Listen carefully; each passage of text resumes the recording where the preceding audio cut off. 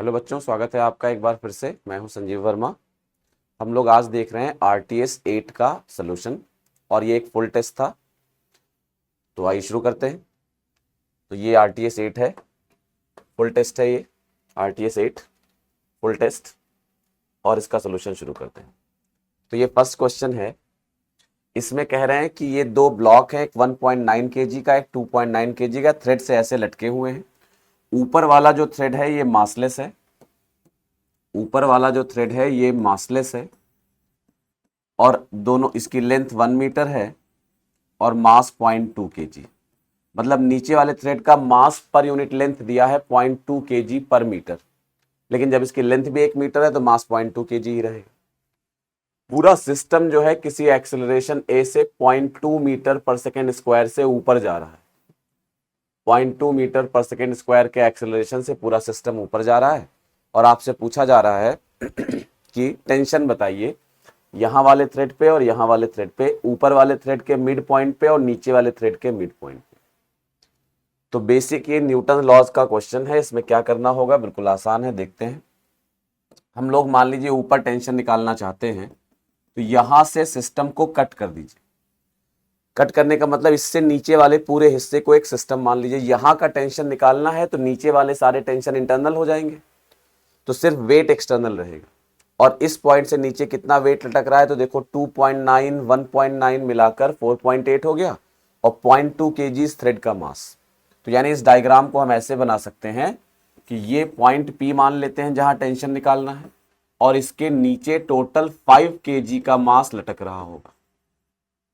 ये पूरा acceleration A से ऊपर जा रहा है, टेंशन निकालना है यहां पर, T मान लेते हैं T, और इसका वेट हो जाएगा 5 इंटू 9.8।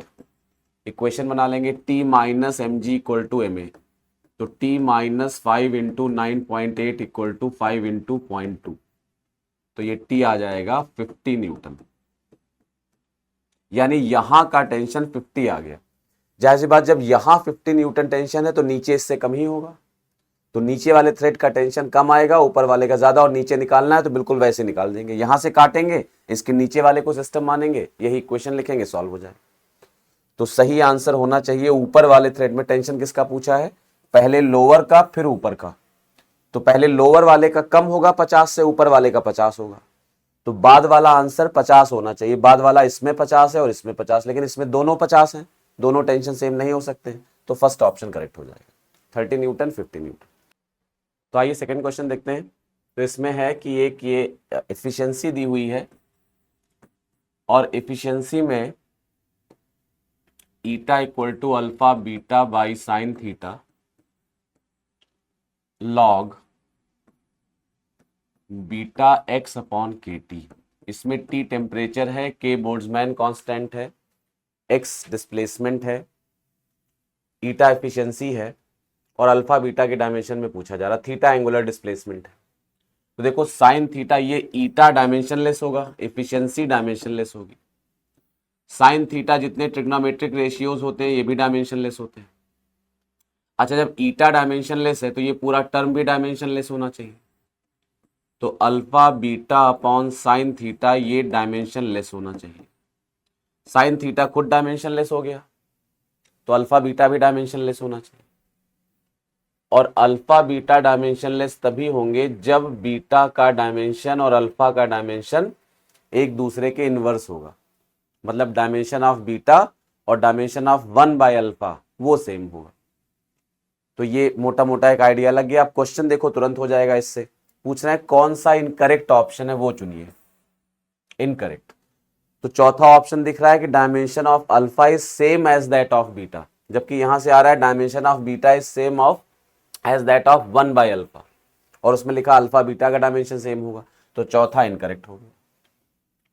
बाकी डायमेंशन निकालना है तो देखो के टी जो होता है वो एनर्जी का डायमेंशन देता है। तो बीटा एक्स इक्वल टू के टी अगर निकालना चाहो तो बीटा एक्स जो है ये भी लॉग के अंदर लिखा हुआ टर्म भी डायमेंशनलेस होगा। तो बीटा एक्स और के टी का डायमेंशन सेम होगा। के टी जो होता है वो एनर्जी की डायमेंशन देता है। थर्मोडायनेमिक्स में पढ़ते हो ना, एनर्जी 3/2 के टी 1/2 के टी। तो के टी एनर्जी की डायमेंशन देता है, तो बीटा एक्स भी एनर्जी की डायमेंशन देगा। तो बीटा एक्स क्या हो जाएगा, एनर्जी। एनर्जी, बीटा एक्स हो जाएगा एनर्जी। तो बीटा क्या हो जाएगा, energy into x minus one.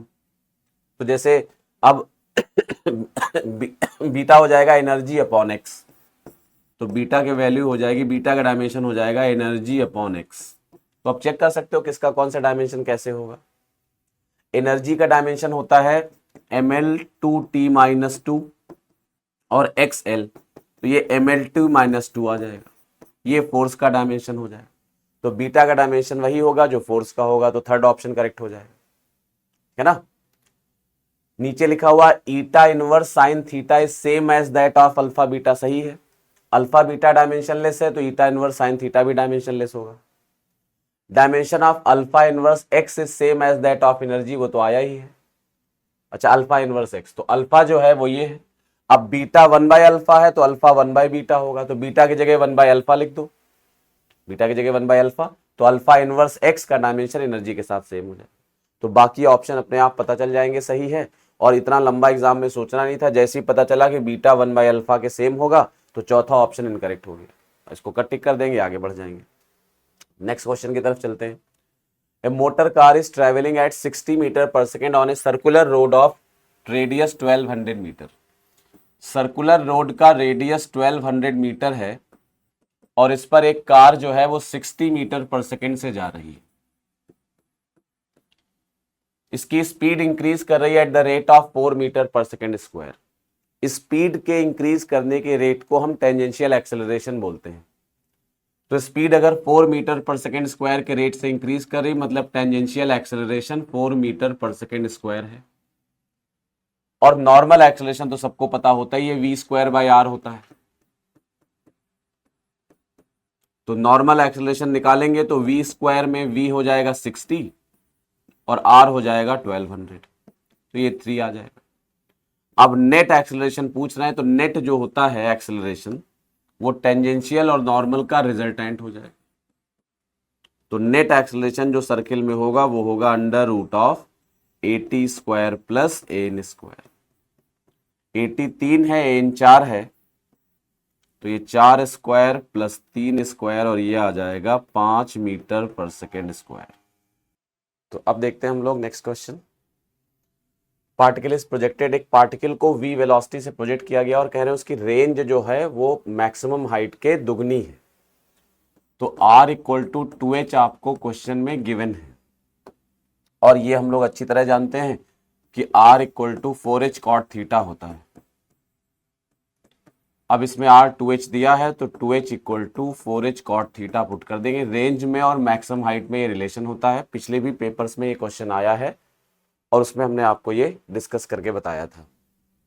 तो यहां से cot थीटा 1/2 आ जाएगा, तो tan थीटा 2 आ जाएगा। अच्छा, tan थीटा निकल गया तो ट्राइंगल बना के sin theta cos theta solve हो जाएगा।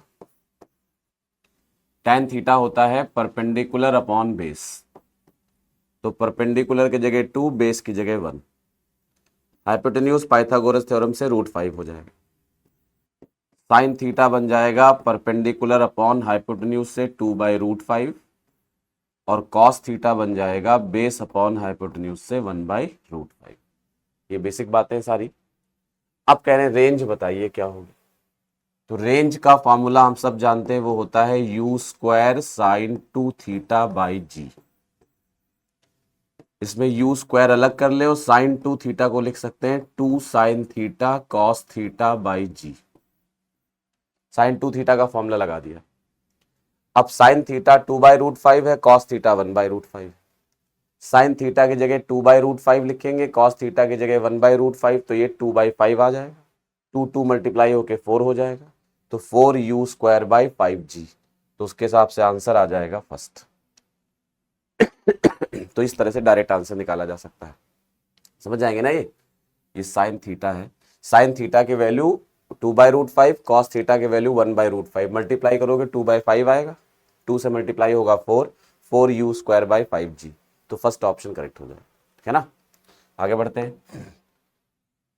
एक कार मूव कर रही है स्ट्रेट हॉरिजॉन्टल रोड पे 72 किलोमीटर पर आवर की स्पीड से। u जो है वो 72 इंटू 5/18 करेंगे तो ये आ जाएगा 20 मीटर पर सेकेंड। तो u इतना दिया है। Coefficient of friction between road and tyre is 0.5, mu s की वैल्यू आपको 0.5 given. Shortest distance in which the car can be stopped, कितनी आसानी से कार को रोका जा सकता है। स्टॉपिंग डिस्टेंस जो होती है वो v², रोकना है कार को तो फॉर्मूला लगाएंगे, डिस्टेंस की बात हो रही है, टाइम पूछा नहीं गया है, डिस्टेंस की बात हो रही है तो फॉर्मूला लगा देंगे ये। रुकना है तो फाइनल वेलोसिटी 0, और यहां से सॉल्व करेंगे तो जो s आएगा स्टॉपिंग डिस्टेंस वो u²/2 है। u जो है वो है 20, तो 20² हो जाएगा। अच्छा, a कितना होगा, तो जब कार मूव करेगी तो इस पे जो फ्रिक्शन फोर्स लगेगा वो लगेगा μmg। जैसे कार आगे जा रही है तो फ्रिक्शन फोर्स μmg लगेगा। तो जो रिटार्डेशन आएगा वो फोर्स अपॉन मास, तो μmg अपॉन m करेंगे तो ये μg आ जाएगा, रिटार्डेशन μg। तो a की वैल्यू हो जाएगी μg। तो ये 400/2, ये 400 आएगा, बाई 2 करेंगे 200 आ जाएगा। नीचे म्यू की वैल्यू 0.5 है और g 10 ले लेते हैं, तो ये आ जाएगा 40 मीटर आंसर हो जाएगा। तो थर्ड ऑप्शन करेक्ट होगा। सीधा स्टॉपिंग डिस्टेंस का क्वेश्चन आए u²/2 अप्लाई कर देना है, आंसर आ जाएगा।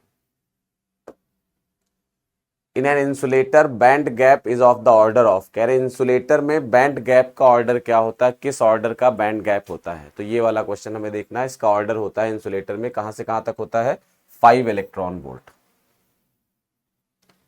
इसके बाद नेक्स्ट क्वेश्चन है, a bomb of mass 30 kg at rest explodes into 2 pieces of masses 18 kg and 12 kg। एक 30 kg का मास रेस्ट में था और ये टूट जाता है दो में, एक 18 में और एक 12 में। और हमें मालूम है कि जब भी एक्सप्लोजन होता है तो कंजर्वेशन ऑफ मोमेंटम का प्रिंसिपल फॉलो होता है। तो ये चूंकि रेस्ट में था तो इसका मोमेंटम 0 होगा, तो इन दोनों का भी टोटल मोमेंटम 0 होना चाहिए। अब 0 होने के लिए ये अगर आगे मूव करेगा तो ये पीछे मूव करेगा, तभी तो डायरेक्शन अपोजिट होगी। ये आगे जाएगा तो ये पीछे जाएगा।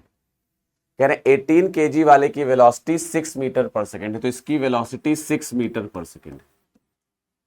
तो पूछ रहे दूसरे वाले की काइनेटिक एनर्जी क्या हो, तो पहले कंजर्वेशन ऑफ मोमेंटम यूज करेंगे। तो 30 इक्वल टू, सॉरी, इसका मोमेंटम 0 होगा, तो conservation of linear momentum, conservation of linear momentum use करेंगे तो इसका 0 होगा, इसका -18 इंटू 6 पीछे की तरफ है, और उसकी वेलोसिटी v मान लें तो 12 इंटू वी, या उसको सीधे p लिख लेते, वेलोसिटी तो चाहिए नहीं तो p लिख लेते। तो p जो मोमेंटम है दूसरे वाले का वो आ गया 18 इंटू 6 यानी 108। इतना मोमेंटम आ गया दूसरे वाले का। अब वो मोमेंटम नहीं पूछ रहे हैं क्वेश्चन में, काइनेटिक एनर्जी पूछ रहे हैं। तो सीधा काइनेटिक एनर्जी का फॉर्मूला क्या होता है, k इक्वल टू p²/2m। तो 108 इंटू 108 डिवाइडेड बाई 2m, और m है 12। अब इसको सॉल्व कर लेंगे तो ये आ जाएगा 9 टाइम्स जाएगा, ये 2 से कटेगा तो 54 हो जाएगा। 9 इंटू 54 करेंगे तो ये 486 जूल आ जाएगा। तो सही ऑप्शन करेक्ट हो जाएगा फर्स्ट, 486। आगे बढ़ते हैं। इसमें एक स्मॉल बार मैग्नेट का मैग्नेटिक मोमेंट दिया हुआ है आपको, स्मॉल बार मैग्नेट है और इसका मैग्नेटिक मोमेंट दिया है 1.2 एम्पियर इंटू मीटर स्क्वायर। अच्छा, स्मॉल है तो इसलिए अप्रोक्सीमेशन वाला फॉर्मूला लगा सकते। एक्सिस से 0.1 मीटर के डिस्टेंस पे पूछ रहे हैं मैग्नेटिक फील्ड कितना होगा। तो मैग्नेटिक फील्ड का एक्सियल पोजीशन पे फॉर्मूला होता है μ0/4π 2m/r³। μ0/4π 10⁻⁻7 होगा, m की वैल्यू 1.2 होगी और r 0.1 है। तो ऊपर आ जाएगा 2.4 इंटू 10⁻⁻7 और नीचे आएगा 10⁻⁻3। तो आंसर आएगा 2.4 इंटू 10⁻⁻4 टेस्ला। तो सही ऑप्शन हो जाएगा थर्ड ऑप्शन, है ना। आगे बढ़ते हैं। नेक्स्ट क्वेश्चन है कि एक रॉड है 3 मीटर की, इसका मास पर यूनिट लेंथ जो है वो x के प्रोपोर्शनल है। 3 मीटर की रॉड है, मास पर यूनिट लेंथ को लैम्डा मान लेते हैं, तो लैम्डा प्रोपोर्शनल टू x है, यानी लैम्डा को kx लिख सकते हैं। The centre of gravity of the rod from that and, यहां से सेंटर ऑफ ग्रेविटी की डिस्टेंस क्या हो। तो देखो ऐसे केसेस में हम लोग जानते हैं सेंटर ऑफ ग्रेविटी निकालने के लिए x डिस्टेंस पे dx लेंथ का एक छोटा सा एलिमेंट लेंगे। इस छोटे से एलिमेंट का जो मास होता है वो lambda into d x, lambda mass पर यूनिट लेंथ है, तो यूनिट लेंथ का मास लैम्डा है, तो dx लेंथ का मास हो जाएगा लैम्डा dx। लैम्डा को kx माना है तो ये kx dx हो जाएगा। इतनी बात तो समझ में आती है सबको डायरेक्ट। अब हमसे कहा जा रहा है सेंटर ऑफ मास बताइए, सेंटर ऑफ ग्रेविटी या centre of mass. Centre of mass का एक्स कोऑर्डिनेट होता है integral dm into x upon integral dm। dm क्या है, छोटा सा एलिमेंट, और x क्या है, इस छोटे से एलिमेंट का x कोऑर्डिनेट, और इसका x कोऑर्डिनेट देख रहे हैं 0 होगा। इसको ओरिजिन मान लें, ये x एक्सिस हो गया, ये y एक्सिस हो गया। तो इंटीग्रल dm इंटू एक्स में x होता है dm का x कोऑर्डिनेट, और इसका x कोऑर्डिनेट अगर इसको ओरिजिन माना है तो x ही हो जाएगा। तो dm into x upon dm value रख लो। dm की वैल्यू है kx dx, तो kx dx into x upon integral kx dx। k constant होकर कैंसिल हो जाएगा, x dx को मत कैंसिल कर दीजिएगा, वो इंटीग्रेशन के अंदर है। के इसलिए कैंसिल हो गया क्योंकि वो इंटीग्रेशन के बाहर हो जाएगा, तो ऐसा ना करिएगा कि x dx कैंसिल हो, कह दीजिए आंसर x आ जाएगा, तो वो इंटीग्रेट करके निकलेगा। तो अब इसमें लिमिट आएगी, पूरे रॉड की लेंथ 3 मीटर है तो 0 to 3, ऊपर इंटीग्रेट करोगे x स्क्वायर बाई 2 आएगा इंटीग्रेशन, मतलब x स्क्वायर आएगा, मल्टीप्लाई करने पे इंटीग्रेट करोगे तो x क्यूब बाई 3 आएगा ऊपर, और नीचे आएगा x स्क्वायर बाई 2, और चूंकि दोनों में लिमिट 0 to 3 है तो इकट्ठा लिख सकते हैं। एक्स स्क्वायर से एक्स स्क्वायर कैंसिल होगा तो ये x बाई 2x बाई 3 आएगा, तो 2x बाई 3 में लिमिट रखेंगे 3, तो ये आंसर आ जाएगा 2 मीटर। तो करेक्ट आंसर होगा 4। लिमिट रख लेंगे ना, 2 ऊपर चला जाएगा, 2x बाई 3 अपर लिमिट 3 है, तो 2x बाई 3 में x3 रखेंगे तो 2 बचेगा, और नीचे 0 है तो 0 हो जाएगा, तो आंसर 2 मीटर आ जाएगा। 10 tuning forks are arranged in increasing order of their frequency in such a way that any two nearest tuning forks produce 4 beats per second। हमें मालूम है बीट्स का मतलब होता है फ्रीक्वेंसी का डिफरेंस, दो चीजों के बीट्स का मतलब है, दो वेव्स अगर दो डिवाइसेस के बीट्स हैं तो उसका मतलब उनकी फ्रीक्वेंसी का डिफरेंस। तो कह रहे हैं 10 ट्यूनिंग फोर्क हैं और उनकी फ्रीक्वेंसी, हर अगल बगल वाले की फ्रीक्वेंसी का डिफरेंस 4 है, तो मतलब पहले की फ्रीक्वेंसी अगर n है तो दूसरे की n+4 कह सकते हैं, तीसरे की n+8 कह सकते हैं, एंड सो ऑन।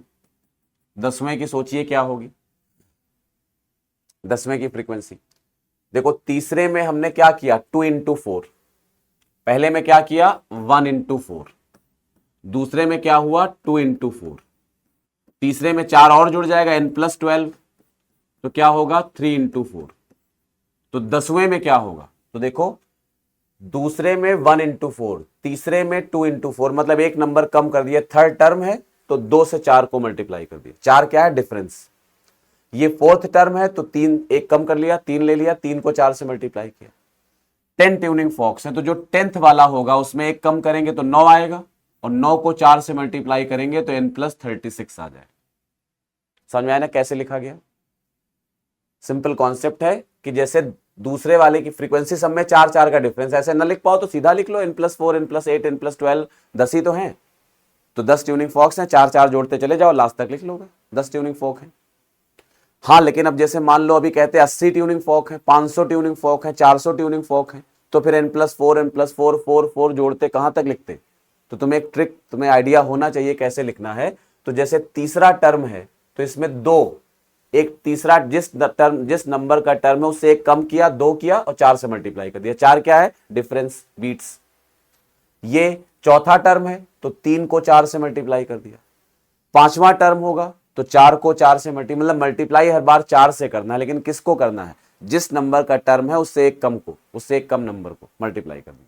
10वां टर्म है तो 9 को 10 से एक कम क्या हुआ? 9, 9 को 4 से मल्टीप्लाई कर देंगे, ये हो जाएगा। अब कह रहे हैं the highest frequency is twice that of the lowest. तो जो हाईएस्ट फ्रीक्वेंसी है वो लोवेस्ट वाले के ट्वाइस है, दुगनी है। तो हाईएस्ट वाली जो है वो लोवेस्ट वाले के दुगनी है, ये दिया हुआ है। तो इसका मतलब लोवेस्ट वाली तो 36 आ गई, और लोवेस्ट 36 आ गई तो हाईएस्ट में यहां n की वैल्यू 36 रख दोगे तो 72 आ जाएगा। तो सही आंसर आ जाएगा 72 एंड 36, है ना। The moment of inertia of a uniform circular disc of radius r and mass m। एक सर्कुलर डिस्क है, रेडियस r और मास m की, और इसका बताना है इस एक्सिस के about, passing through the edge and perpendicular to the disc. इस एक्सिस के अबाउट मोमेंट ऑफ इनर्शिया बताना है। सीधा पैरेलल एक्सिस थ्योरम लगाएंगे। ये वाला एक्सिस हो गया सेंटर ऑफ मास वाला IC, ये I हो गया। तो पैरेलल एक्सिस थ्योरम लगाएंगे, I equal to IC plus MR square. IC की वैल्यू होती है half MR square plus MR square. तो आंसर आ जाएगा 3/2 MR स्क्वायर।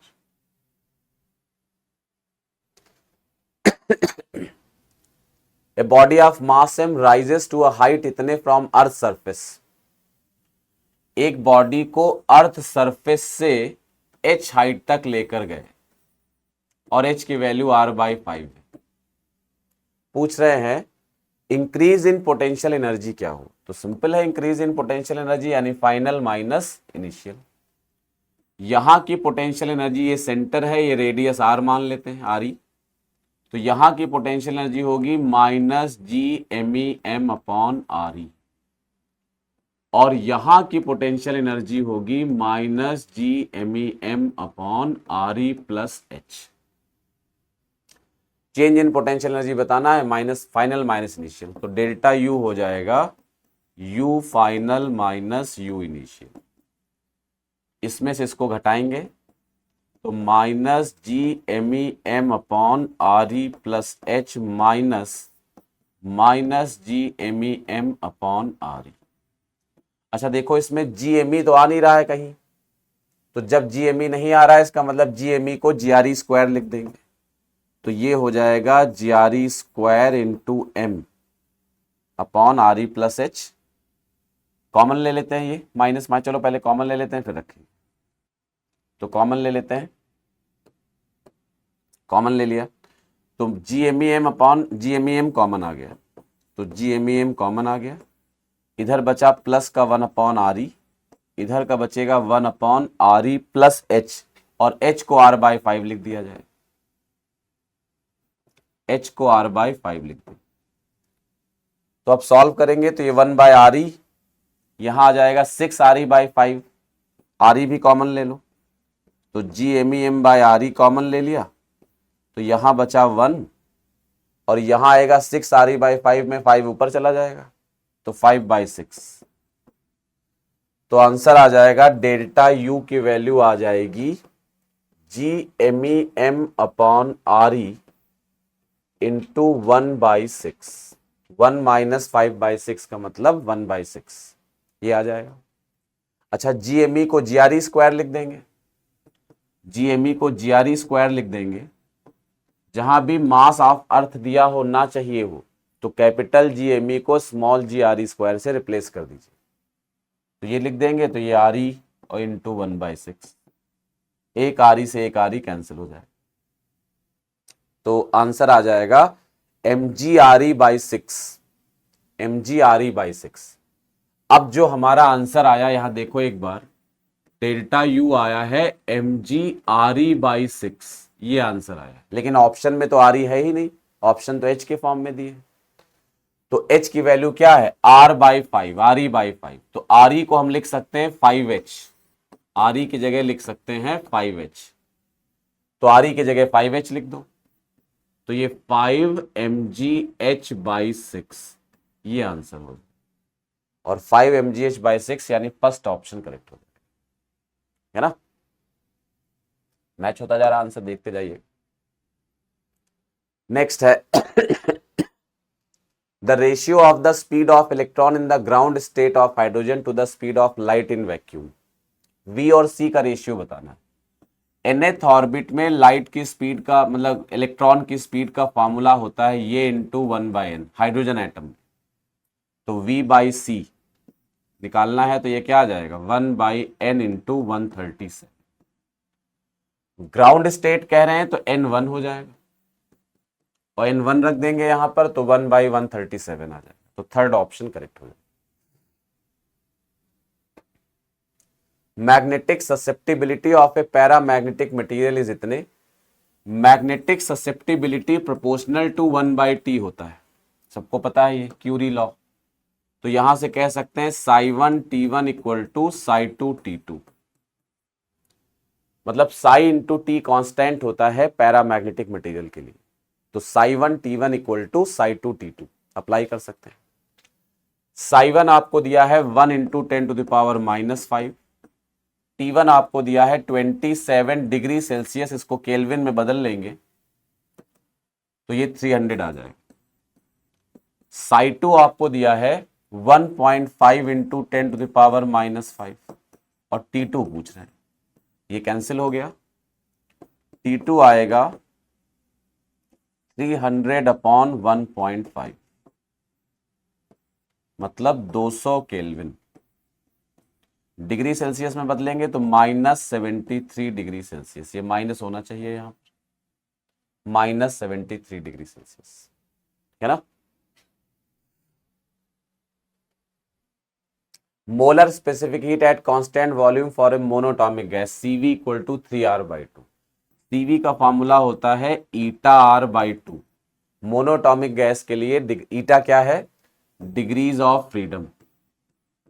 मोनोटॉमिक गैस के लिए डिग्रीज ऑफ फ्रीडम का नंबर 3 होता है, तो 3 रख देंगे। CP का फॉर्मूला पूछते तो वो होता है η+2R/2। ईटा होती है number of degrees of freedom. A spring is stressed by applying a load. Strain क्या होगा, स्प्रिंग में जो स्ट्रेन होता है वो both longitudinal and shear strain होता है। शेप भी बदल जाता है स्प्रिंग का और लेंथ भी बदल जाती है, तो longitudinal and shear strain.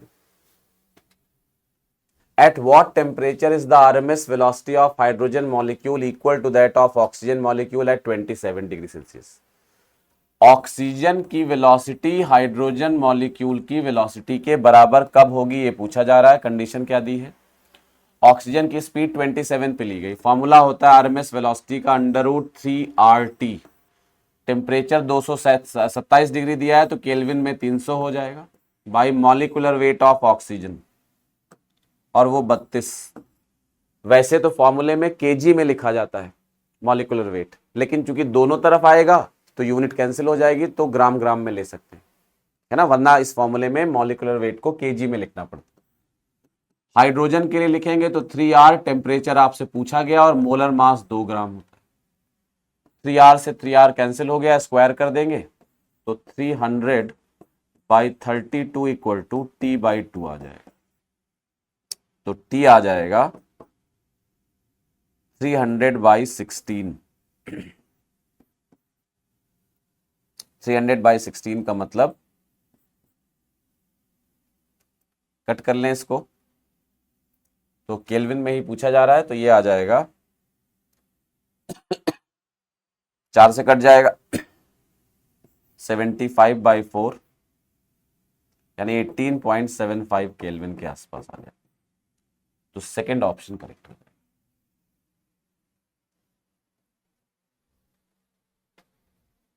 A spring balance has a scale that reads from 0 to 50 kg.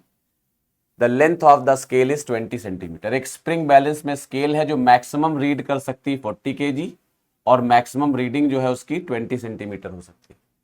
इसका सिंपल मतलब है कि जो स्प्रिंग बैलेंस है उसका के निकालने के लिए डाटा दिया है, मैक्सिमम इतना लोड मेजर कर सकता है और मैक्सिमम इलोंगेशन इतना हो सकता है स्प्रिंग में। तो फॉर्मूला लगा लेंगे F इक्वल टू के एक्स, मैक्सिमम लोड हो जाएगा 50 इंटू 9.8 mg, इसका वेट mg है तो mg 50 इंटू 9.8, और k और x की वैल्यू 20 इंटू 10 की पावर -2, यहां से k निकल आएगा spring constant 50 into 9.8 upon 20 into 10 की पावर -2। सॉल्व करेंगे ये तो ये ऊपर आ जाएगा 490 यानी 49, और नीचे आएगा 2 और इंटू 10 टू द पावर 2, तो ये 2450 आ जाएगा न्यूटन पर मीटर, 2450। अब निकालना है, इसमें कह रहे हैं a body suspended from the balance when displaced and released oscillates with a period of 0.6 second, time period 0.6 second है, तो कह रहे हैं बॉडी का वेट बताइए कितना हो। के निकल आया। अब एक नई बॉडी कोई ली गई है, नई बॉडी,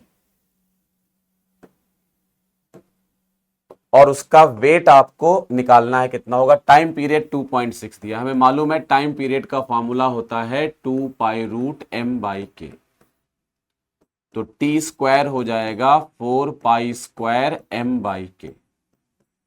टाइम पीरियड 0.6 दिया है क्वेश्चन में आपको, टाइम पीरियड 0.6 सेकंड दिया, वेट निकालना है कितना होगा और के हम लोगों ने सॉल्व किया है 2450, वैल्यू रख लेंगे तो ये 4 पाई स्क्वायर m और k हो जाएगा 2450, यहां से m निकालना है, m हो जाएगा 2450 इंटू 0.6 का स्क्वायर अपॉन 4 पाई स्क्वायर, ये m की वैल्यू हो गई। हमें वेट निकालना है तो mg निकालना हो।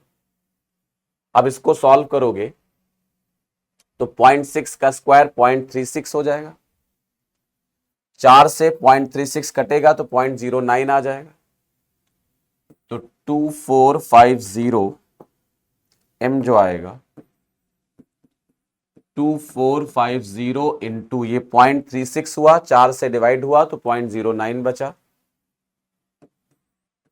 और नीचे आ जाएगा पाई स्क्वायर, पाई स्क्वायर, और पाई स्क्वायर में पाई होता है 3.14, तो पाई स्क्वायर को लगभग 10 ले सकते हैं, 3 का स्क्वायर 3.14 का स्क्वायर, तो पाई स्क्वायर को लगभग 10 ले लें, 0 से 0 कैंसिल हो जाएगा, m सॉल्व हो जाएगा, m सॉल्व होकर आएगा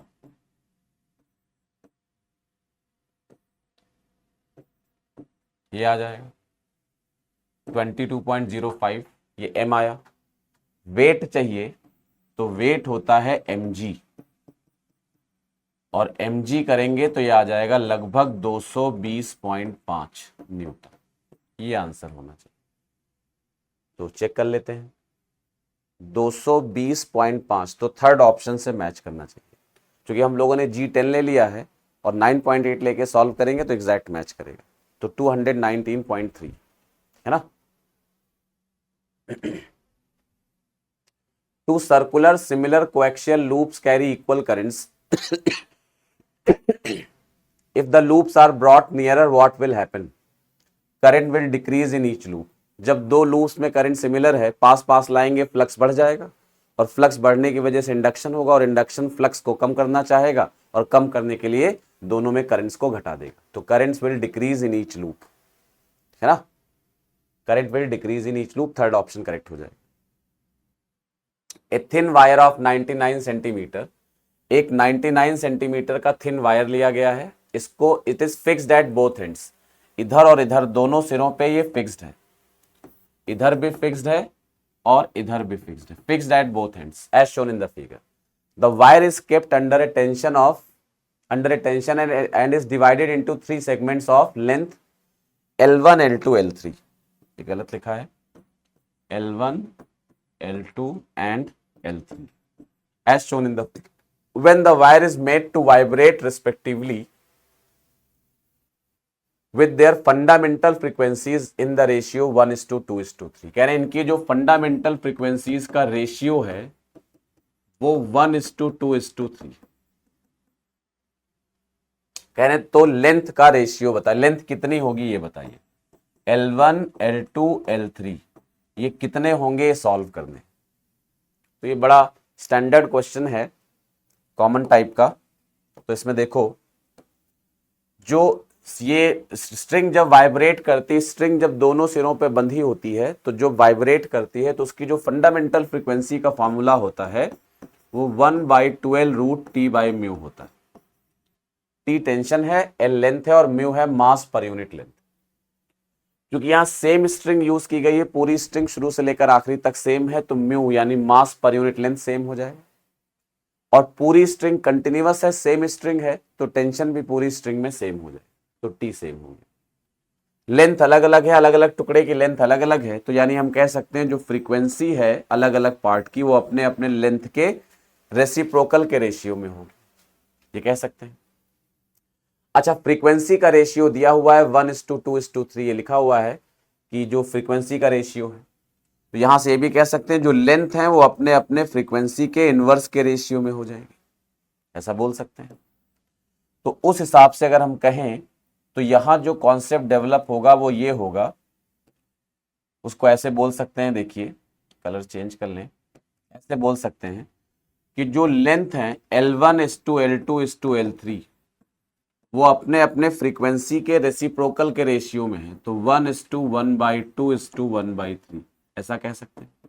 उल्टा कर देंगे 1/n, n ये दिया है तो 1/n उल्टा कर लेंगे। रेशियो को अगर इसको रेशनलाइज कर लें, सिंप्लीफाई कर लें, तो 6 से मल्टीप्लाई कर दें पूरे रेशियो को, तो ये 6:3:2 लिखा जा सकता है। ये लेंथ का रेशियो आ गया, ये मालूम हो जाएगा। अब लेंथ का रेशियो मालूम हो गया और टोटल लेंथ मालूम है। जब भी किसी चीज की टोटल वैल्यू मालूम हो और उसको डिवाइड करना हो जिस रेशियो में वो रेशियो मालूम हो, तो लेंथ निकालना है। अब जैसे कह रहे हैं पहली लेंथ बताओ, तो हम कहेंगे टोटल लेंथ आपको पता है 99 सेंटीमीटर, लेंथ का रेशियो पता है, तो अब अगर आपसे इंडिविजुअली लेंथ पूछी जाए कितनी कितनी होगी तो आप डायरेक्ट बता सकते हो। अब आपसे कहा जाए L1 बताओ, तो ये होगा टोटल लेंथ इंटू L1 वाला रेशियो। अब L1 वाला रेशियो कितना है 6, तो इंटू 6 अपॉन सारे रेशियोज का सम 6 + 3 + 2, तो ये आ जाएगा 99 इंटू 6/11 और ये आएगा 54 सेंटीमीटर। तो पहली लेंथ आ जाएगी 54, अगली सॉल्व करनी नहीं, सही ऑप्शन हो जाएगा फोर्थ वाला। तो फोर्थ ऑप्शन करेक्ट हो जाएगा 54:27:18, है ना। सेकंड निकालना है, इसी तरह निकल जाएगा L2 and L3। A monochromatic conducting sheet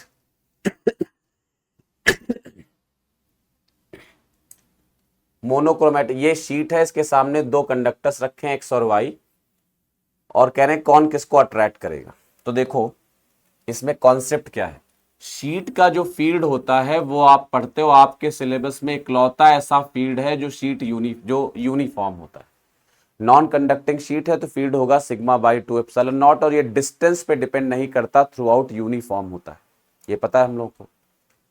तो जब फील्ड यूनिफॉर्म है तो ये किसी को अट्रैक्ट नहीं कर सकता, क्योंकि जैसे इस पे यहां माइनस चार्ज इंड्यूस करेगा, इधर प्लस चार्ज इंड्यूस होगा।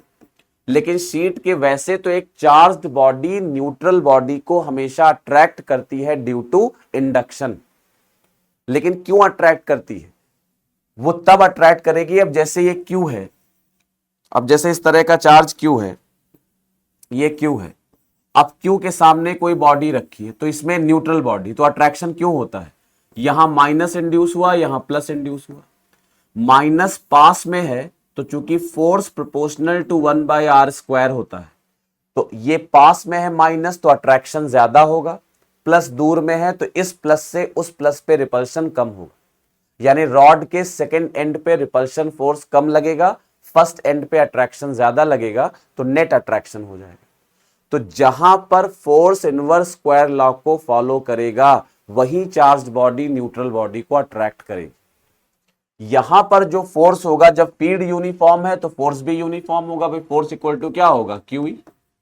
तो जब E यूनिफॉर्म है तो फोर्स भी यूनिफॉर्म होगा, यानी यहां पर फोर्स डिस्टेंस पे डिपेंड ही नहीं करता, इनवर्स स्क्वायर लॉ को फॉलो ही नहीं करता। तो जब नहीं फॉलो करता तो इस सिरे पे जितना अट्रैक्शन लगेगा इस शीट की वजह से, इस सिरे पर उतना ही रिपल्शन लगेगा, और जब दोनों इक्वल होंगे तो कैंसिल आउट हो जाएंगे, नेट फोर्स 0 होगा। तो चूंकि शीट का फील्ड यूनिफॉर्म होता है इसलिए ना तो वो x को अट्रैक्ट करेगी ना y को, तो s अट्रैक्ट्स x, ये गलत है, s अट्रैक्ट्स y, ये गलत है।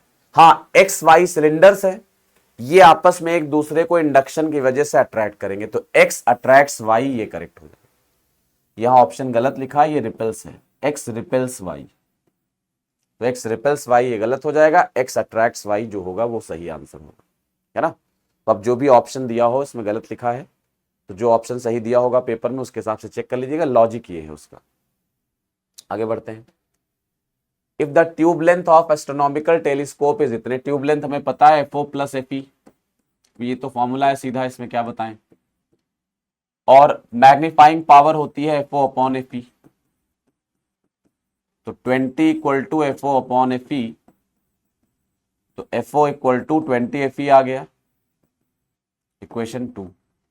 यहां से पुट कर दो, FO की जगह 20 FE पुट करोगे तो 21 FE इक्वल टू 105, ये FO की वैल्यू उठा के यहां रख देंगे तो 21 FE इतना आ जाएगा, तो FE 5 आ जाएगा, तो FE यानी आई पीस का फोकल लेंथ इतना आ गया।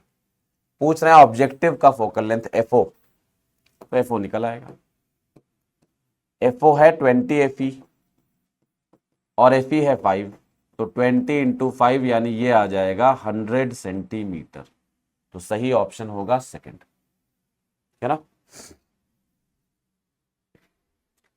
Two conducting spheres of radii r1 and r2 have same electric field near their surfaces. The ratio of their electric potential बता चुके हैं कई बार, फर्स्ट ऑप्शन होना चाहिए r1 by r2, पिछले टेस्ट में भी था ये क्वेश्चन, कॉमन है, याद होना चाहिए।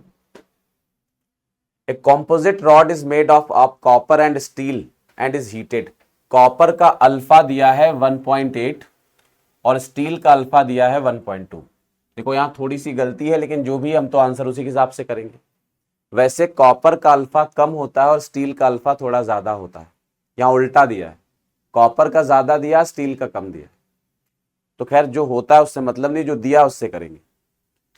तो कह रहे हैं इसको हीट कर दें, एक बाई मेटालिक स्ट्रिप, जब दो मेटल की पट्टियां एक दूसरे के साथ चिपका कर रखी जाती हैं तो इसको बोलते हैं बाई मेटालिक स्ट्रिप, तो ये एक बाई मेटालिक स्ट्रिप है, by metallic strip, by metal है मतलब दो मेटल्स हैं और उनकी पट्टियों को अब जब हीट करेंगे, जब चूंकि एक दूसरे के साथ वेल्ड कर दी गई हैं, जुड़ी हुई हैं, तो जब इनको हीट करेंगे दोनों एक्सपेंड करना चाहेंगे, जिसका अल्फा ज्यादा होगा वो ज्यादा एक्सपेंड करेगी, जिसका अल्फा, अल्फा क्या है, thermal coefficient of linear expansion, alpha जितना ज्यादा होगा एक्सपेंशन उतना ज्यादा होगा, तो जिसका अल्फा ज्यादा होगा वो ज्यादा एक्सपेंड करना चाहेगा, जिसका अल्फा कम होगा वो कम एक्सपेंड करना चाहेगा।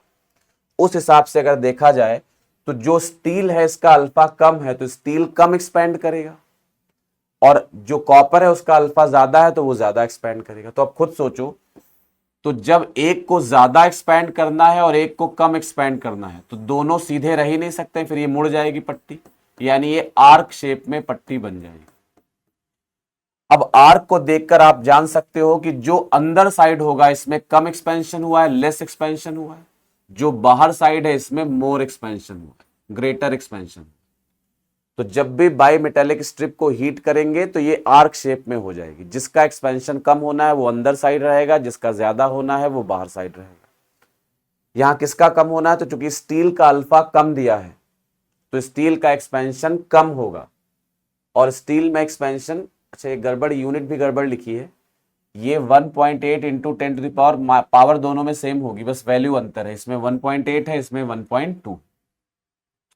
तो अल्फा स्टील का कम दिया है तो जिसका अल्फा कम होगा उसमें एक्सपेंशन कम होगा, और एक्सपेंशन कम होगा तो वो अंदर साइड रहेगा, कॉनकेव साइड, तो bends with steel on concave side. दोनों का पावर सेम है, यहां गलत लिखा था, 10 की पावर -5 है तो -5 ये भी होगा, वो 1.2 है वो 1.8 है, स्टील का कम है तो स्टील अंदर साइड रहेगा, तो steel will remain on concave side, ठीक है ना।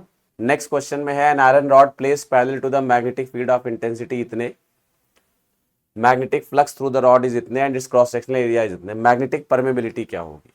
कह रहे हैं एक रॉड को मैग्नेटिक फील्ड के अंदर रखा गया है, जो मैग्नेटिक फील्ड इंटेंसिटी है वो 2000 एम्पियर पर मीटर है। तो ये जो H दिया हुआ है, ये H है, यूनिट से पता चल रहा है H दिया है, तो ये 2000 एम्पियर पर मीटर H दिया है।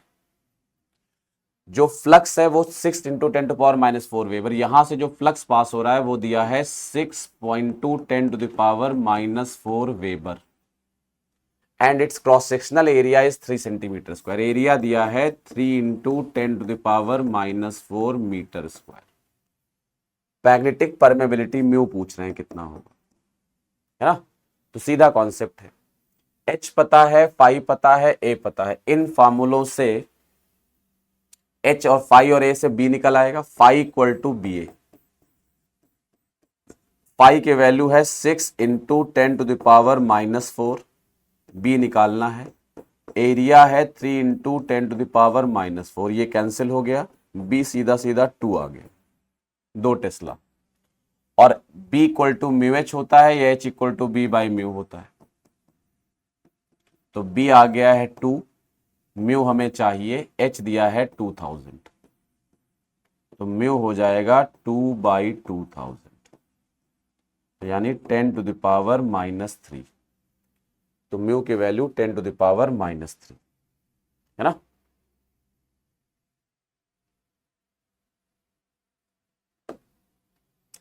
How much length of a very thin wire is required to obtain a solenoid of length L0 and inductance L। एक सोलेनॉइड हमें बनानी है जिसकी लेंथ L0 है और इंडक्टेंस L है, और ये बनानी है। पूछ रहे हैं इसके लिए लेंथ, वायर की लेंथ कितनी चाहिए। तो देखो सोलेनॉइड की लेंथ अलग चीज है, क्वेश्चन समझ लीजिए, और वायर की लेंथ अलग चीज है। सोलेनॉइड की लेंथ तो ये सिंपल हो गई, और वायर की लेंथ का मतलब है कि इसको ओपन कर दो, ये तो कर्ल्ड है ना, ऐसे स्प्रिंग है, इसको ओपन कर दो तो बड़ी हो जाएगी ना।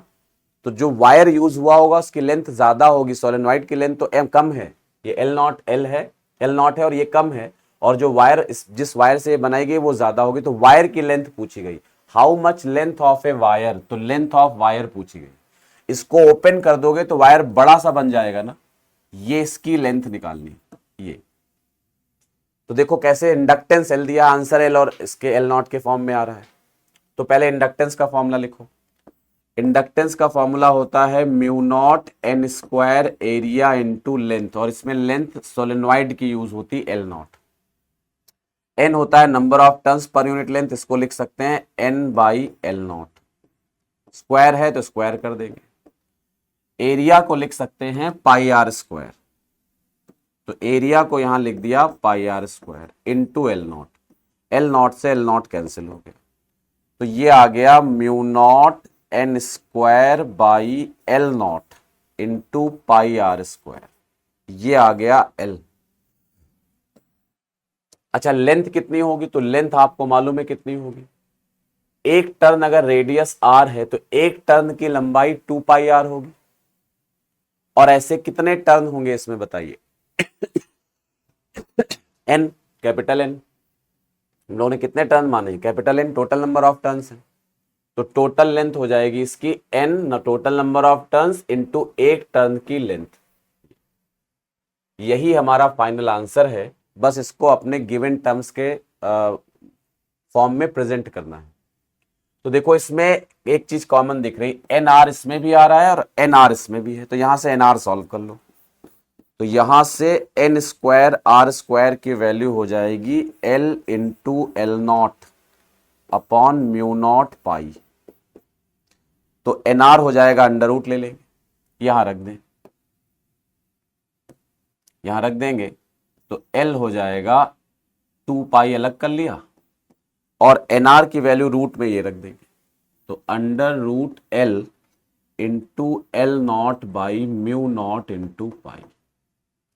अब चाहो तो 2π को अंदर भेज दो, अंदर भेजोगे तो 4π² हो जाएगा, तो 4π² L into L0 upon mu naught into पाई। एक पाई से पाई कैंसिल हो, तो आंसर आना चाहिए 4πL L0 by mu naught का root, 4πL L0 by mu naught का रूट। फर्स्ट ऑप्शन करेक्ट हो गया, है ना। In an LCR circuit the potential difference between the terminals of an inductance is 60, तो VC 60 वोल्ट दिया हुआ है। Between the terminals of capacitor is 30, अच्छा ये इंडक्टर है तो इंडक्टर में 60 दिया हुआ है तो ये VL हो गया। VC कैपेसिटर में 30 वोल्ट दिया है, रजिस्टर में 40 वोल्ट दिया। पूछ रहे हैं सप्लाई वोल्टेज, तो हमें मालूम है V होता है under root of VL minus VC का whole square plus VR square. VL 60, ये 30 दिया है तो अंडर रूट ऑफ 60 माइनस 30 का होल स्क्वायर प्लस 40 स्क्वायर। ये 30 स्क्वायर प्लस 40 स्क्वायर, आंसर 50 आ जाएगा। तो 50 वोल्ट फर्स्ट ऑप्शन करेक्ट हो जाएगा। Using dimensional analysis which of the following is correct. M मास है, M नॉट भी मास है, V स्पीड फॉर्मूला जानते हो, M equal to M naught upon under root 1 minus V square upon C square. तो ऐसे ही formula पता होता है, डायमेंशन चेक करने की जरूरत ही नहीं। The refractive index and the permeability of a medium are इतने। रिफ्रैक्टिव इंडेक्स मतलब म्यू आर आई, वो जो दिया है वो 1.5 दिया है, और परमेबिलिटी यानी म्यू आपको दी हुई है 5 इंटू 10 टू द पावर -7, और यूनिट है हेनरी पर मीटर, तो वो SI सिस्टम में है। रिलेटिव परमिटिविटी निकालना है, एप्सिलॉन आर निकालना है। सीधा फॉर्मूला होता, हम सब लोग जानते हैं, रिफ्रैक्टिव इंडेक्स इक्वल टू होता है under root mu r epsilon r. Square कर देंगे तो रिफ्रैक्टिव इंडेक्स का स्क्वायर हो जाएगा mu r epsilon r. Square करेंगे तो mu r epsilon r. Value इसकी दी है 1.5, तो 1.5 का स्क्वायर, म्यू आर होगा म्यू बाई म्यू नॉट, और एप्सिलॉन आर निकालना है। ये 2.25 आएगा। म्यू की वैल्यू दी है 5 into 10 to the power -7, mu naught होता है 4 pi into 10 to the power -7 into epsilon r. ये कैंसिल हो जाएगा,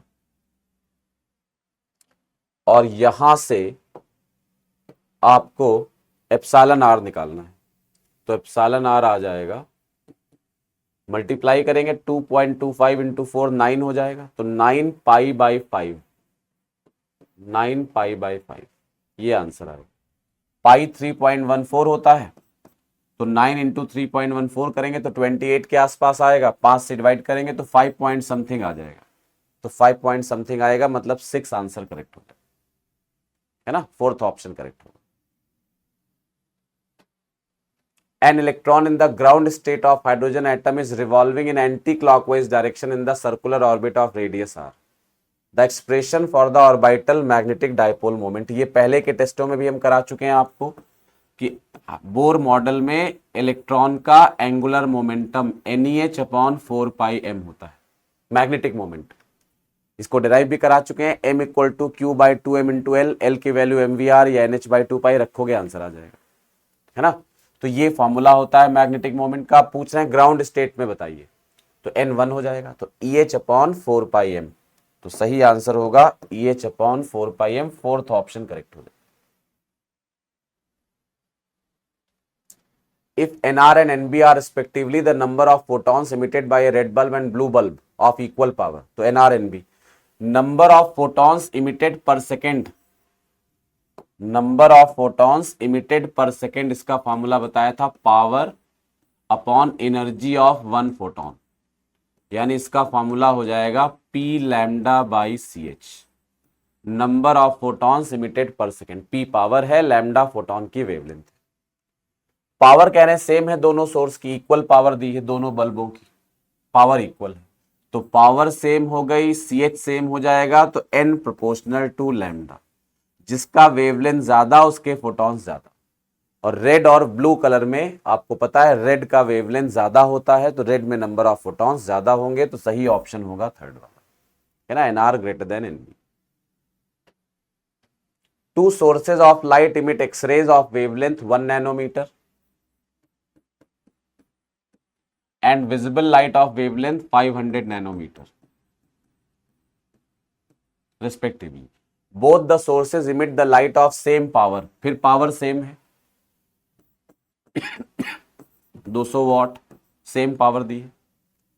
फिर वही नंबर डेंसिटी ऑफ फोटोन निकालना, सेम क्वेश्चन है, सेम कॉन्सेप्ट है, n प्रोपोर्शनल टू लैम्डा होगा, पावर सेम है, n1 upon n2 equal to lambda 1 upon lambda 2, और ये होगा 1/500।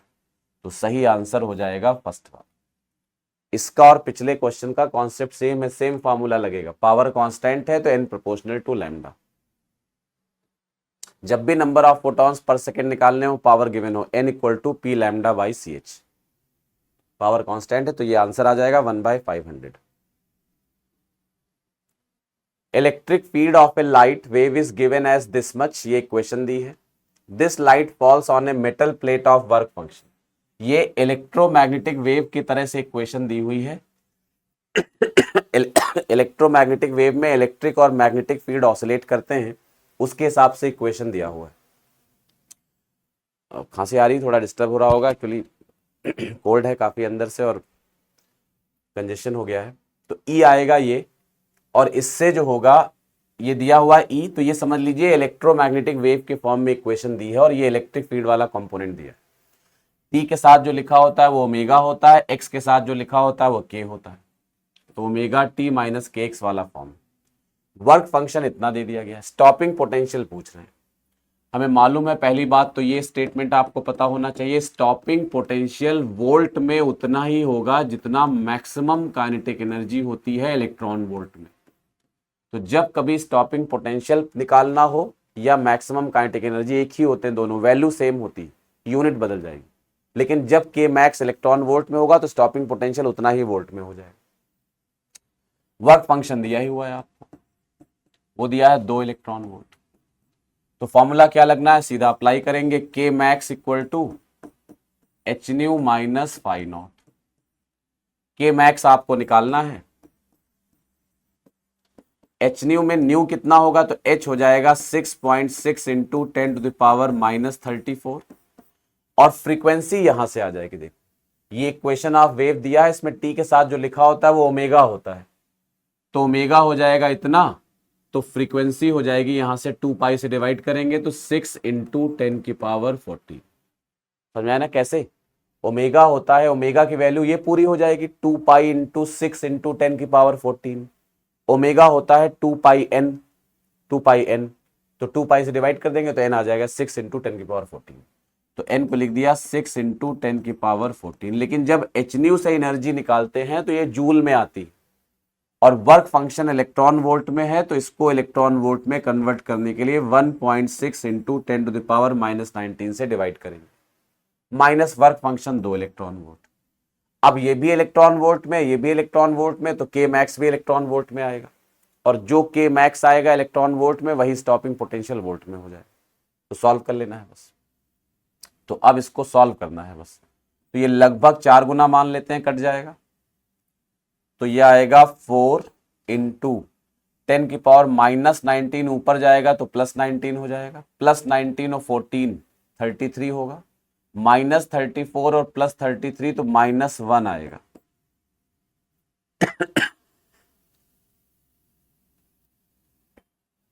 माइनस 34 है, ये माइनस 19 है, ऊपर जाएगा प्लस 19, 33 आएगा प्लस का, और ये माइनस का 34, तो माइनस का 1 बचेगा, और फिर ये आएगा -2, तो ये तो गड़बड़ हो जाएगा कुछ, या तो कैलकुलेशन मिस्टेक हो रही।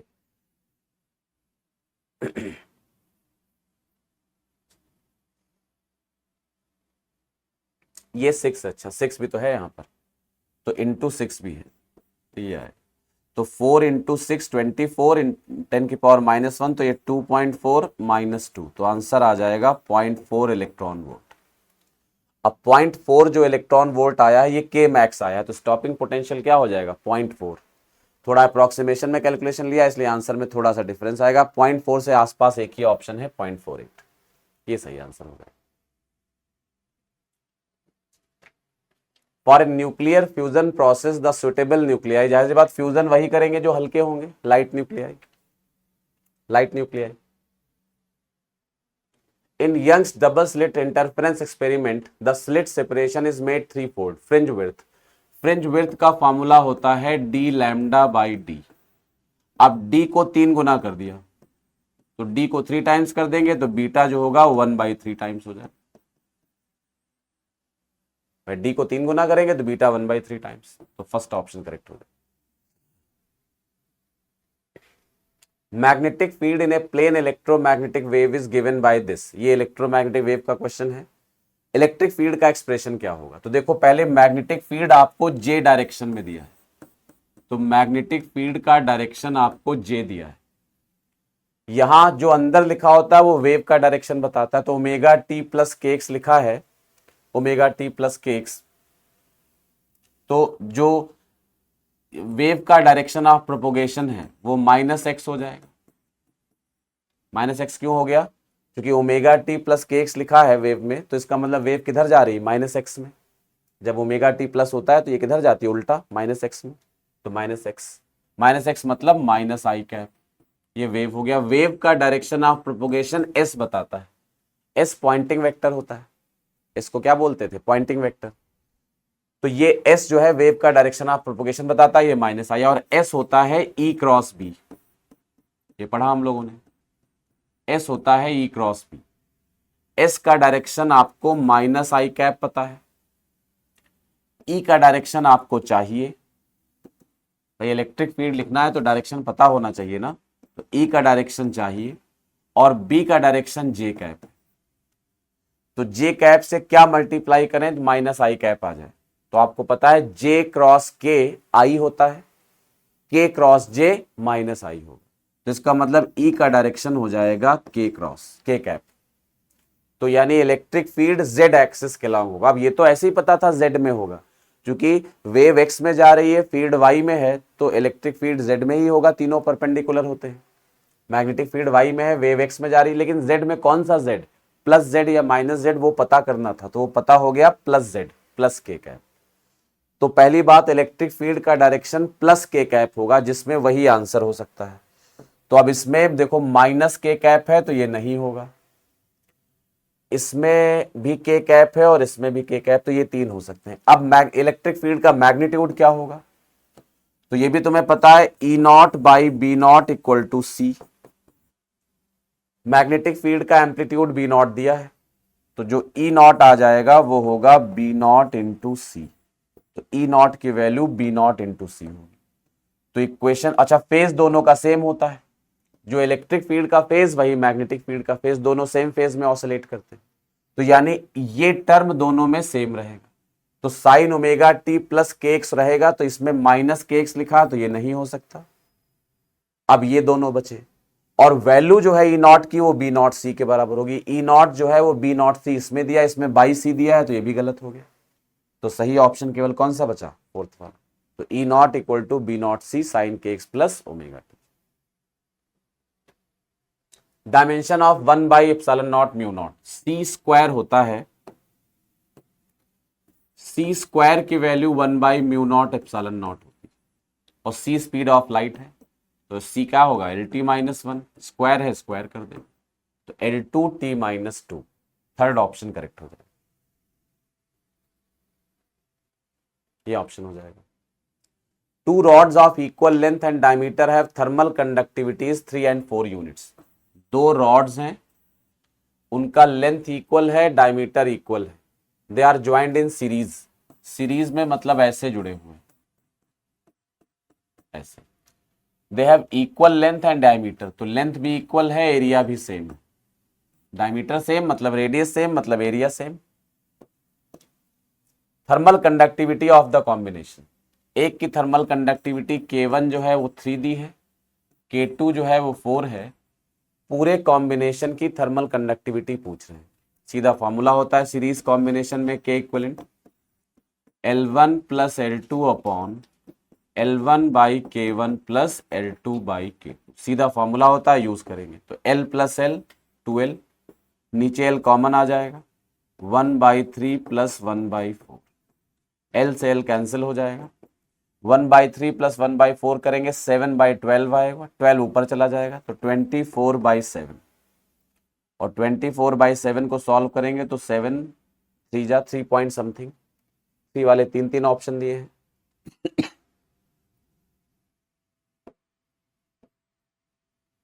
थ्री 3.43 थर्ड ऑप्शन करेक्ट होगा, है ना। The minimum energy required to take out the only one electron from the ground state. Ground state से किसी इलेक्ट्रॉन को बाहर निकालने के लिए जो मिनिमम एनर्जी होती है उसको आयनाइजेशन एनर्जी बोलते हैं, और आयनाइजेशन एनर्जी होती है 13.6 Z square upon 13.6 Z square. किसमें से निकालना है? हीलियम प्लस से। हीलियम का एटॉमिक नंबर होता है 2, तो आंसर हो जाएगा 13.6 इंटू 2 स्क्वायर, तो ये आएगा 54.4 electron volt. Second option correct होगा।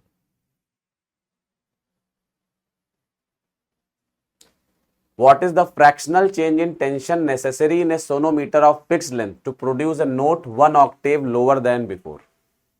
सोनोमीटर मतलब वही फॉर्मूला n = 1/12√T/μ।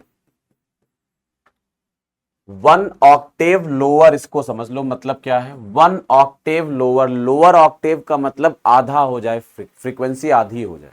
अपर ऑक्टेव मतलब डबल हो जाए। जैसे मान लो n2 = 2n1 लिखा है, वो एक फ्रीक्वेंसी दूसरे के डबल है, तो n2 को हम लोग बोलते हैं अपर ऑक्टेव, जो डबल वाली फ्रीक्वेंसी है वो अपर ऑक्टेव, और n1 को बोलते हैं लोअर ऑक्टेव, ये लोअर ऑक्टेव।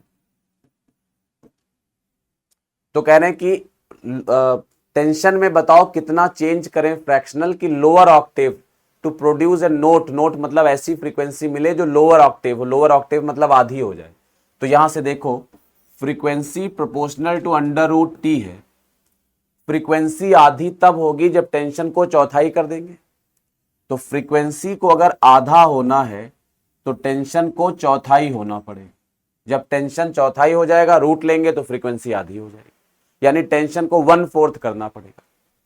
आप पूछ रहे हैं टेंशन में कितना चेंज हुआ, तो सोचो T था, T/4 हो गया, तो कितना फ्रैक्शनल चेंज कितना हुआ, तो 1/4 टाइम्स हो गया, मतलब घटा कितना 3/4। भाई फ्रैक्शनल चेंज पूछ रहे हैं, तो फ्रैक्शनल चेंज का मतलब है फ्रैक्शनल चेंज, ये देखो लिखा है ना फ्रैक्शनल चेंज, बताइए। फ्रैक्शनल चेंज का मतलब है जितना टेंशन था माइनस जितना है अपॉन जितना था, ये फ्रैक्शनल चेंज हुआ। तो 3T/4 अपॉन T, ये 3/4 आ जाए। परसेंटेज चेंज पूछते तो 100 से मल्टीप्लाई कर देते तो ये 75% आ जाता। तो फिलहाल परसेंटेज चेंज नहीं कह रहे हैं, फ्रैक्शनल चेंज कह रहे हैं, तो 3/4 है ना। करंट थ्रू एबीसी, ये 2 वायर है, एक ये, और दोनों वायर जो हैं ये इनफाइनाइट लेंथ के हैं, इनकी लेंथ इनफाइनाइट है, ये भी इधर इंफिनिटी तक गया है, ये भी इधर इंफिनिटी तक गया है। पी पॉइंट पे मैग्नेटिक फील्ड पूछ रहे हैं, तो देखो 4 टुकड़े वायर के हैं, 1 2 3 और 4। 1 के सीध में वायर है, जब किसी पॉइंट के अलोंग, मतलब वायर के अलोंग पॉइंट होता है, तो इस वायर की वजह से इस पॉइंट पर मैग्नेटिक फील्ड 0 होता है। तो 1 की वजह से फील्ड कितना हो जाएगा बताइए, B1 0, P पॉइंट पर, एट P पॉइंट पर अगर बात करें तो 1 का फील्ड 0, 2 का फील्ड भी 0, 4 और 3 का फील्ड 0 नहीं होगा। ये डिस्टेंस आपको क्वेश्चन में दी है R, ये भी R है और ये भी R है। तो जो P पॉइंट पर फील्ड होगा वो 4 और 3 की वजह से होगा। 3 का जो फील्ड होगा, 3 का B3, ये सेमी इनफाइनाइट वायर की तरह काम करेगा। देखो इसका एक सिरा इन्फिनिटी पे जा रहा है और एक सिरा ठीक जहां फील्ड निकालना है उसके सामने है। जब वायर का एक सिरा इन्फिनिटी पर हो, दूसरा सिरा ठीक उसके सामने हो जहां फील्ड निकालना है, तो फील्ड का फॉर्मूला होता है μ0/4π 2I/r, ये फॉर्मूला होता है। अच्छा, सेमी इनफाइनाइट वायर है तो I/r, μ0/4π I/r, ये हो गया। डायरेक्शन क्या होगी, तो राइट हैंड पाम रूल से देखो, तो करंट के डायरेक्शन में अंगूठा, तो करंट आगे है तो अंगूठा आगे, सॉरी 3 वायर का देख रहे हैं, करंट के डायरेक्शन में अंगूठा, जिस पॉइंट पे फीड निकालना उस तरफ उंगलियां, धक्का दें तो अंदर जा रहा है, राइट हैंड पाम रूल, तो फीड आ रहा है क्रॉस टाइप, तो ये अंदर की तरफ फीड है। B4 लिखेंगे, फोर्थ वाले का फीड। फोर्थ वाला वायर जो है ये भी सेमी इनफाइनाइट है, इसका भी डिस्टेंस आर है, तो फॉर्मूला तो सेम रहेगा, μ0/4πI/r। लेकिन इसमें करंट आगे जा रही है तो डायरेक्शन अंदर की तरफ इसका भी आएगा, और ये भी क्रॉस टाइप होगा तो दोनों जुड़ जाएंगे, और जुड़ जाएंगे तो नेट फीड होगा B3 प्लस B4, और जोड़ेंगे तो अब हम कहेंगे जो नेट फीड होगा बी नेट वो हो जाएगा B3 प्लस B4, और दोनों को जोड़ेंगे तो μ0/4πI/r जुड़ेगा तो 2 टाइम्स हो जाएगा। तो सही आंसर होना चाहिए फोर्थ वाला, μ0/4π2I/r, है ना। जब भी फीड वगैरह का क्वेश्चन आए तो डायरेक्शन जरूर देखिए, उसके बिना जुड़ा है कि घटा है, क्या करना है वो डायरेक्शन से ही पता चलेगा।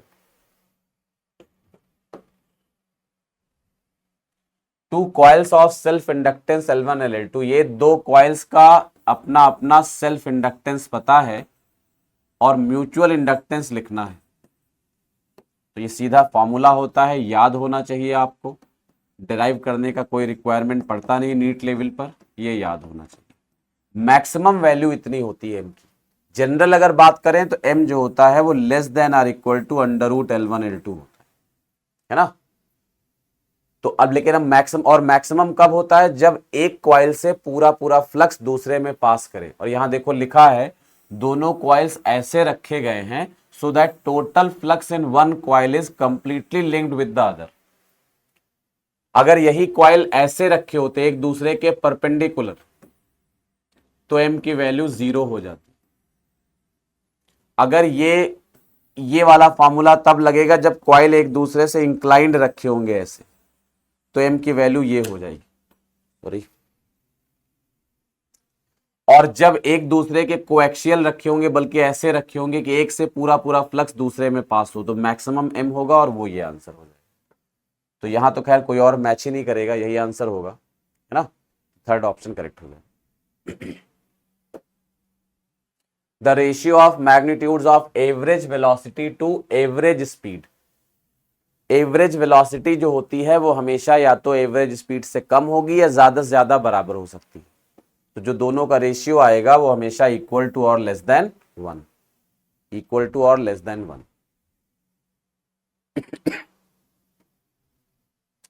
N AC generator consist of a coil of 200 turns. AC generator है, इसमें 2000 टन्स है। ईच ऑफ एरिया, हर एक का एरिया दिया हुआ है 80 into 10⁻⁻4 metre square. Rotating and angular speed, angular speed 200 RPM दी हुई है। आरपीएम में हम कभी यूज नहीं करते हैं, तो इसको 2π/60 से मल्टीप्लाई कर लेंगे, 0 0 कटेगा तो ये 20π/3 आ जाएगा रेडियन पर सेकंड। मैग्नेटिक फील्ड आपको दिया हुआ है B = 4.8 इंटू 10⁻⁻2 टेस्ला, ये दिया हुआ है। RMS value of EMF induced. AC generator में जो कॉइल लगा होता है जब वो रोटेट करता है इस तरह से, जैसे ये कॉइल है इस तरह से, और जब ये रोटेट करता है, ये इसका एरिया वेक्टर हो गया, ये मैग्नेटिक फील्ड हो गया। एरिया वेक्टर और मैग्नेटिक फील्ड के बीच का एंगल जो है वो θ = ωt होता है। तो इसमें जो फ्लक्स आता है किसी टाइम पर वो होता है BA cos θ, और थीटा की वैल्यू ωt। ईएमएफ इंड्यूस होता है dφ/dt, और -dφ/dt करेंगे तो ये आएगा, अच्छा n टन्स हैं तो n टाइम्स कर देंगे फ्लक्स, dφ/dt करेंगे तो ये आएगा NBA, डिफ्रेंशिएट कर ही लोगे इसको, ओमेगा साइन ωt, कॉस का डिफ्रेंशिएशन माइनस साइन, ये आ जाएगा। अब ये जो है ऑल्टरनेटिंग ईएमएफ आ गया सॉल्व होकर, इस ईएमएफ को किसी सर्किट में अप्लाई करोगे तो ऑल्टरनेटिंग करंट आ जाएगी।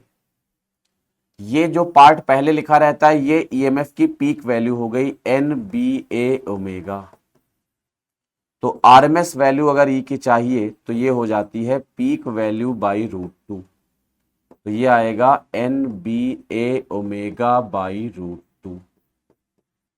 अब ये बाई √2 करेंगे तो सॉल्व कर लेते हैं। तो आरएमएस वैल्यू पूछी गई, कलर बदल लेते हैं। तो n नंबर ऑफ टर्न्स दिए हैं आपको 2000, बी आपको दिया हुआ है 4.8 इंटू 10⁻⁻², ए आपको दिया है 80 इंटू 10⁻⁻4, और ओमेगा आपको दिया गया है 20π/3।